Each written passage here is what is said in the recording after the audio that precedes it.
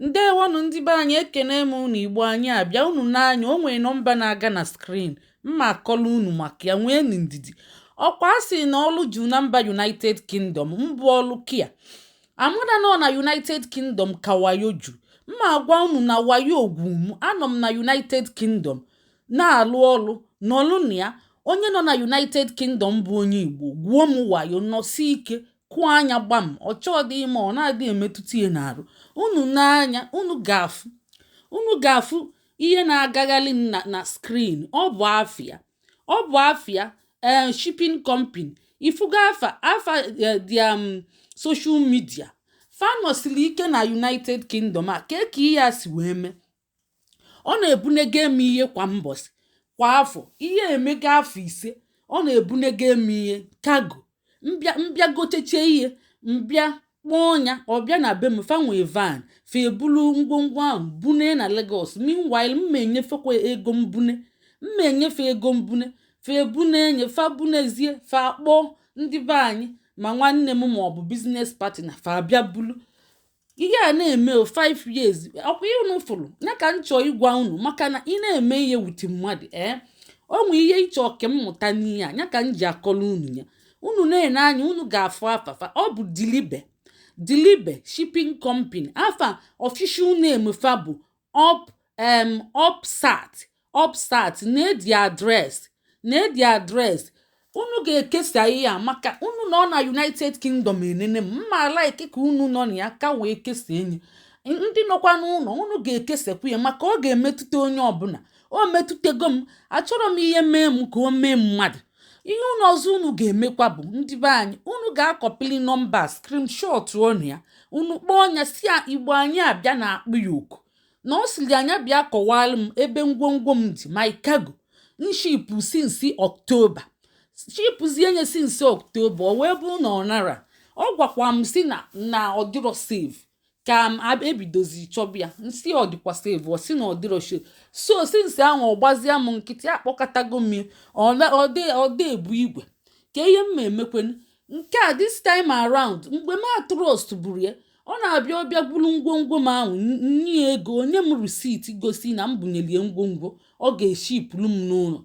Ịma imeketa ihe trust zia mmadụ, ihe ezi adị na-atụ egwu. So anaghịzi m atụ egwu, nwezie nye ihe nwanne. Ọ bụrụ taa ka anyị mebi ihe, ọ na-anakwa ngwongwo na-ana, na-enyekwu ego, bunye ngwongwo, onye m receipt ndị onye m kịta dịcha n'ụlọ, mana this particular one o nyere m receipt ya. Ofu ihe nchọ ka unu mụta bụ ebe ọbụla iji ego ihe ma ọ mee ihe ego, si onye ahụ nye gị receipt, o kwere jụwa isi, maka receipt ime anatara ya ma eme ihe kịta. Ọzọ, ana m eje lọya niile, ama m ebe ọ na-anọ, ama m ihe m ga-eme ya.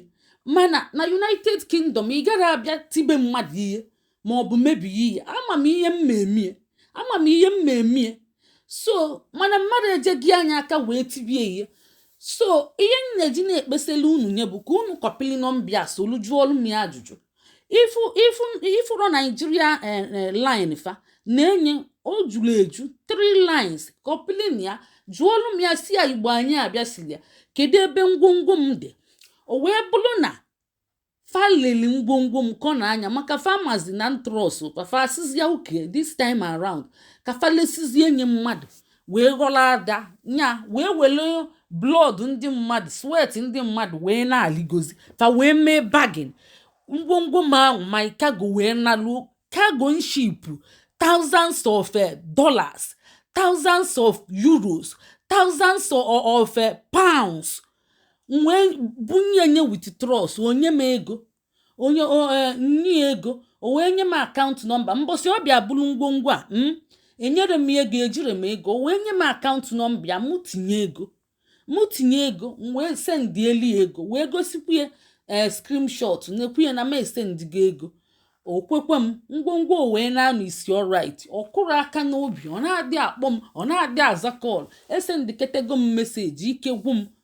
Onye mesi nsi Ọktoba nya bụ ejego m lọya 2-3 fa na-ajụ m kedu risiti a ka fa wee jee kpụghali anya wee mechisisie kọmpani ahụ wee kwụọ m ụgwọ m oji.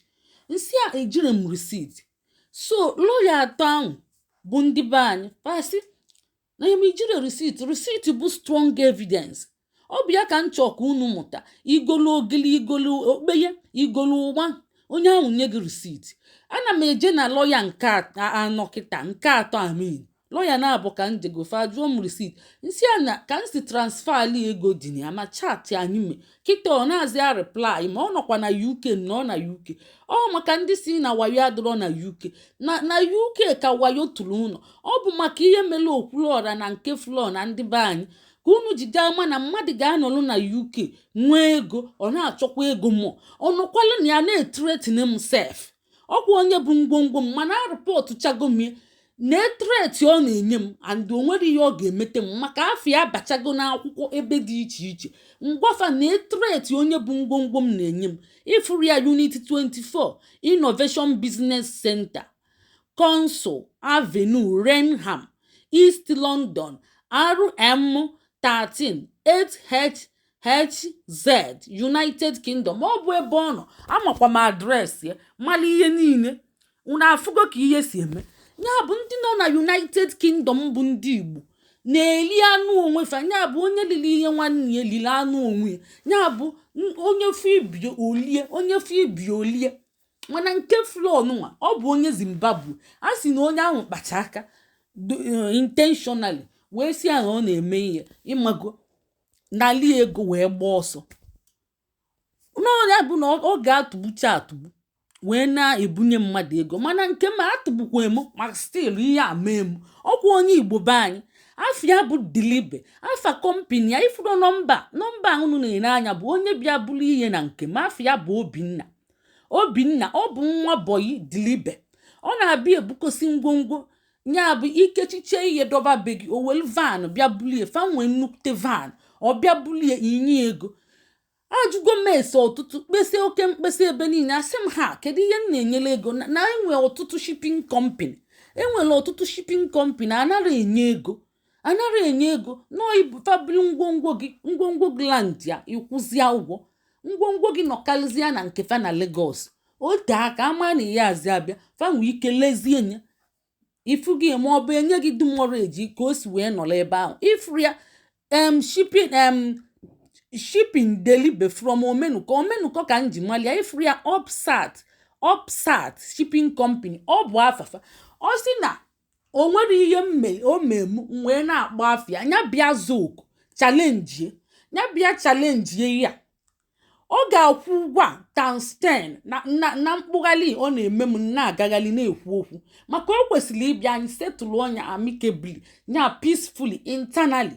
Mana ọ chọrọ ka anyị setụlụ ọnya peacefully amicably internally maka o tego mkpọbalị ya since October. O kwere epik phone, o kwere reply, o kwere epik. O wee bụrụ ya wee na-ajụ ese fa wee sị m na duto na ma trọs gị ọ mara amaazị m mwepụzie uche n'ime na mwepụzili uche na ọmụ na mmadụ na-emezi ihe. So n'ọkafa si eme fa bụ n'elu gị ịtrọsụzi ya fa bịa lezie ofu ngwongwo gị saa aka fa sị gị ọkwa ọ na-agabu sinsi na nke ebuzi mistake ma ọ gịnị ịmago ọ bụ na gị na fa nara emekobu ihe na gị na fa na-emekobu ihe na ọ na-aga ọ bụzi nke a gara ka ọ gịnị ọma na ọ gara mana kedu unu ịnara abịa kwuo okwu ma ọ bụ zamoku ma ọ bụ samoku ma ọ bụ kọwalụ m nkọwa. Ifu gị o nwere ka onye ilili ihe tenkobo penny afụ sisi ka ọ dị happy with you ma ọ bụ na ị bịara setụlụọ kwuo ka o si wee mee. O nwere ike ikpe udo ma ọ bụ ihe biko ma ọ bụ izuko na o wute gị ma ọ bụ ịkwụ aka n'obi ma ọ bụ ịgbaghalịa ma o shoo oche remorse. Ọ bụrụ jụọ ndị na-eshia ma ndị nọ Europe ụmụ boys be anyị ma ndị ọzọ na-eme biznes 1212 i wee bịa lie tenkobi afọ o pekete mpe ego ilie nye ịkọwara ọfụma idebere ọnụ ọfụma. Ọ bụ ihe ha ji akwatu mmadụ achọ dị ma ime ihe si mmadụ na onwere ihe ọ ga-eme pụọ pụwa na-ekwu ajọ ọnụ ma o mee nye igno o jidere ego kwatuo gị. O wee bụrụ ya bụ na ndị be Dilibe Obinna fa wee bịa na-etretinekwana m bak mụ onwe fa ji ego m nkwụrụ ego akwụkwa m ego chekwelunu akwụkwa m ego kwuchie ego kwulide ego kwụchachachacha wee bunyekwa ngwongwo m fa wee lie enyi. Ihe nchọ ka unu mee bụ unu shia ihe nye ndị nọ na United Kingdom, nyekwenụ ndị nọ na be anyị, maka na ọ bụ na ka unu bido kpọbịa si ya kedu ebe ngwongwo Igbo anyị abịanụ. Ndewonu. Ya bụ lọya nke ikpeazụ nje kịta abụ onye ọcha asịrị no win no pay. Onye go bụ nwa hope, ọ si na o nwee hope dị na ya ka m si transfer ego, maka ndị be anyị niile na-asị m ka receipt na receipt bụ strong evidence na factual receipt before ebido intervene be. Ihe nchọ ka nkụzielu unu n'ihe a bụ onye ọbụla email weta receipt, ọ bụ okpe ya ọ bụ ogili ọ bụ ihe niile wetie kwara. Ndewonu.